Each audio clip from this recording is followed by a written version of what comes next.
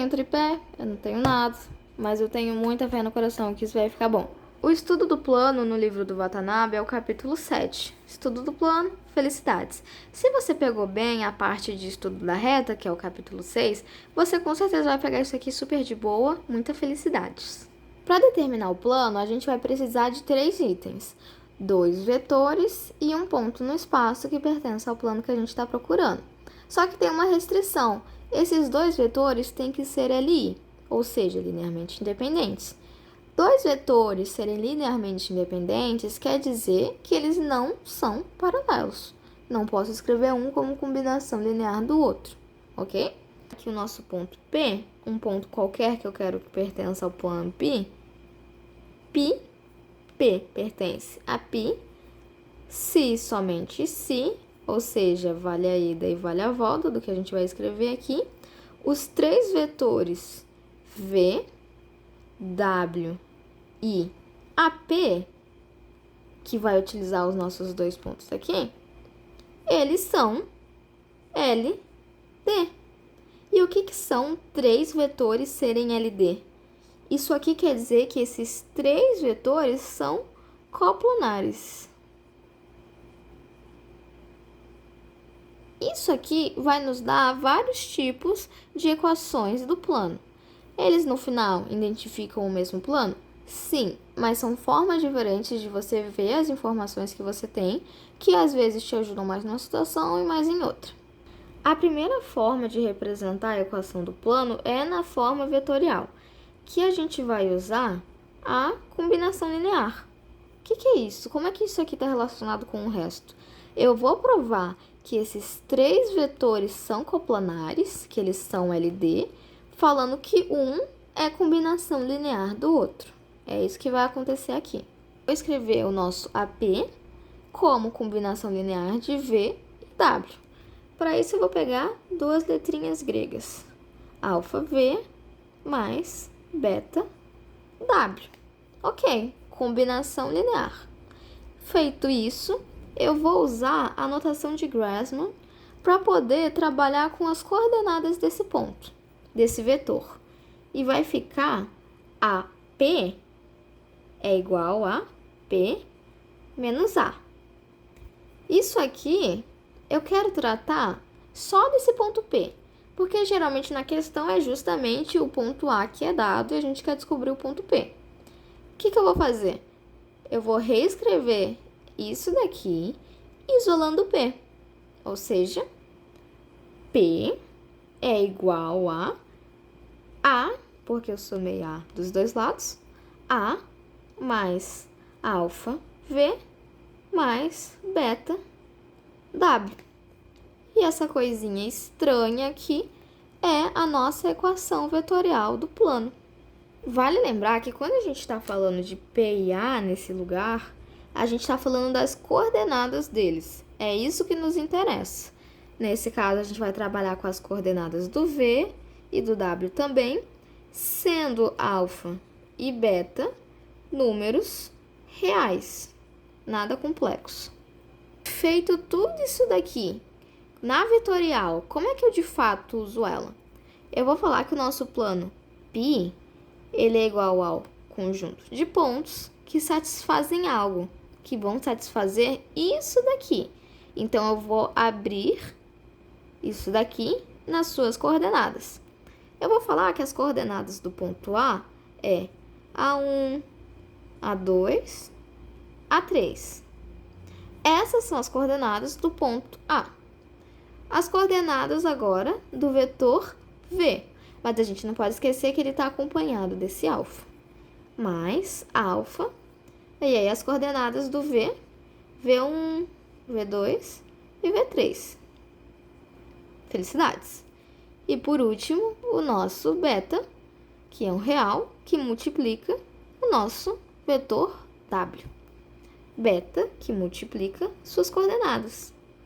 W1, W2, W3. Só que, de novo, o nosso alfa e beta não são quaisquer no mundo. Eles são alfa e beta que pertencem aos reais. Fechou a notação de conjunto. Então, na prática, é assim que a gente enxerga a equação vetorial. A gente tem um plano, que ele é igual a todo esse conjunto de pontos. Então, na prática, essa aqui é a equação vetorial do plano. O π, o nosso plano, ele é igual a esse conjunto de pontos. O ponto que tem coordenadas A1 mais alfa V1 mais beta W1. E assim vai. Sempre lembrando aqui que essas são as coordenadas de x, sempre as primeiras, as segundas são dos y e as terceiras do z. Feito isso, a gente pode aproveitar a equação vetorial para fazer a equação paramétrica, que sinceramente é minha preferida. Ela vai usar o sistema. Agora, eu não vou fazer mais o nosso plano como conjunto de pontos. Eu vou fazer que o nosso π, o nosso plano, ele está definido por isso daqui. Notação de sistema. X igual a, lembra que eu falei, primeiras coordenadas são do x. A1 mais alfa V1 mais beta W1.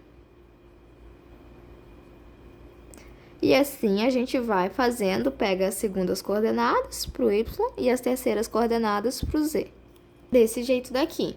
Eu tenho que o meu x é A1 mais alfa 1, V1, dessa forma daqui. V desse jeito é tão bom, pelo menos para mim, quanto a vetorial.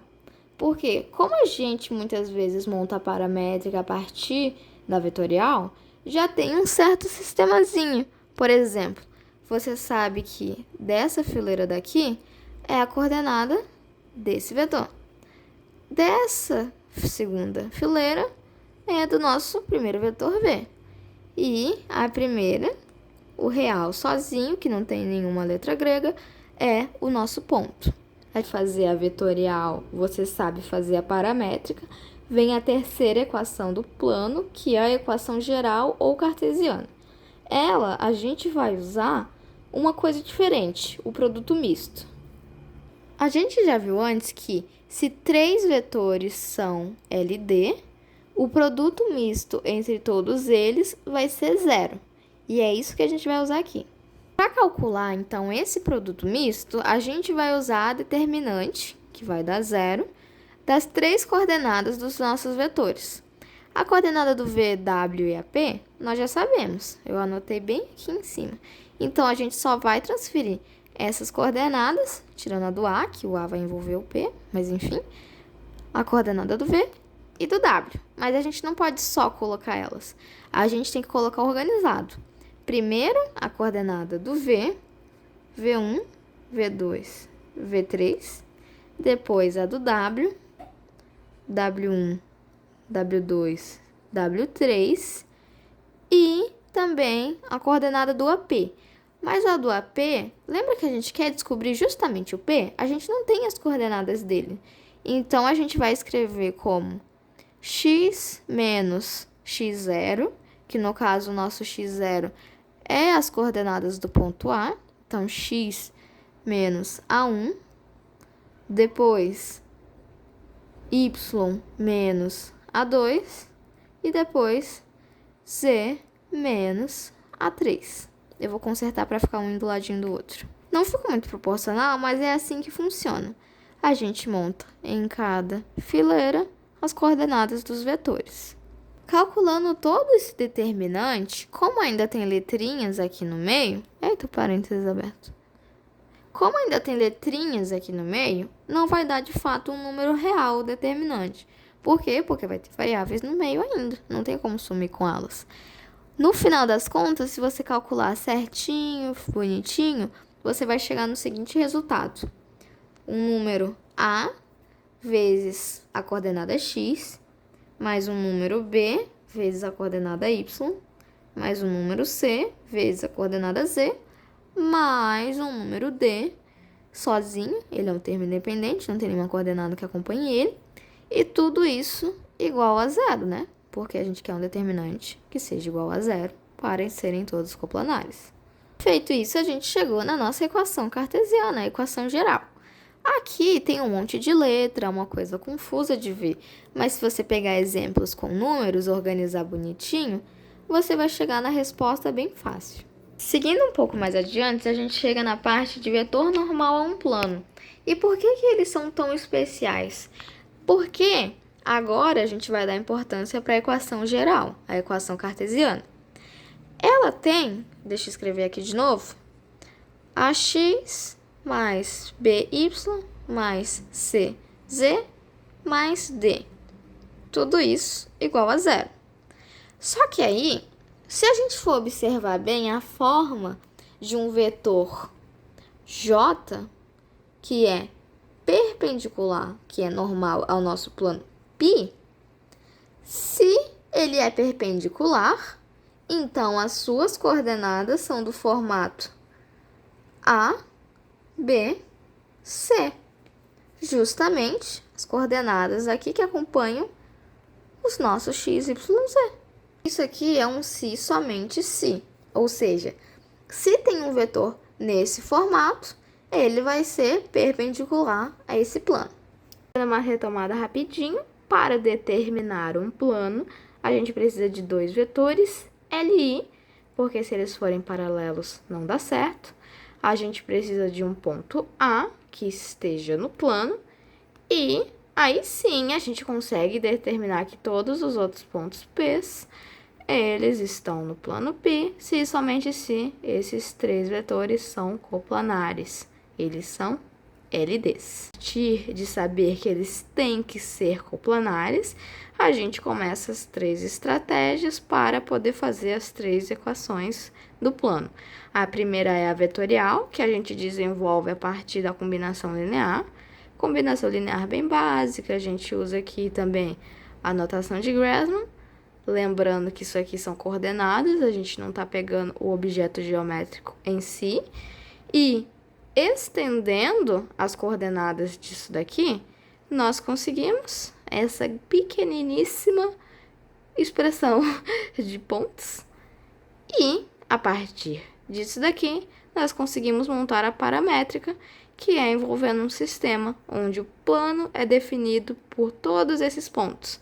Ou seja, esses pontos de coordenadas x, y, z tem esse formato de coordenadas. Deixa eu até tirar isso aqui para não ficar tão bagunçado.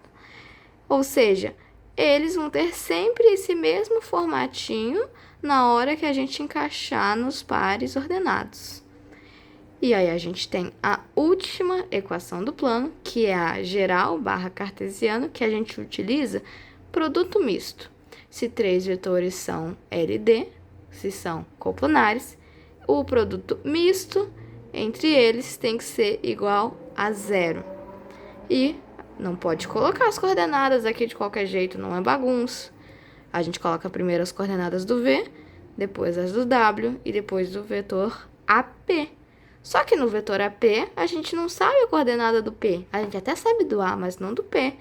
Então, a gente coloca x menos A1, que é a coordenada x do A, y menos A2, que é a coordenada y do A, e z menos A3, que é a coordenada z do A. Fazendo tudo isso, a gente consegue isso daqui. A opção, a versão, né, no caso, disso daqui, fechadinho, bonitinho, bem pequeno, é isso aqui. AX mais BY mais Z, C mais D. Isso tudo igual a zero, porque, né, produto misto igual a zero. Esse formato é super importante, por quê? Porque aqui a gente já tem de bandeja um vetor perpendicular ao nosso plano, um vetor normal a ele. Olha que legal esse teorema. Se eu tenho um vetor perpendicular ao plano dessas coordenadas, então as coordenadas, né, a equação geral do meu plano vai ter esse formato. E também vale a ida e a volta. Se a nossa equação do plano tem esse formato, o vetor perpendicular tem essas coordenadas, ok? Sempre um fazendo parzinho com o outro. Esse capítulo do livro ainda tem outras partes, mas para minha prova essas são as partes mais importantes. Eu achei legal que a maioria das pessoas soubessem disso também. É isso. Tchau.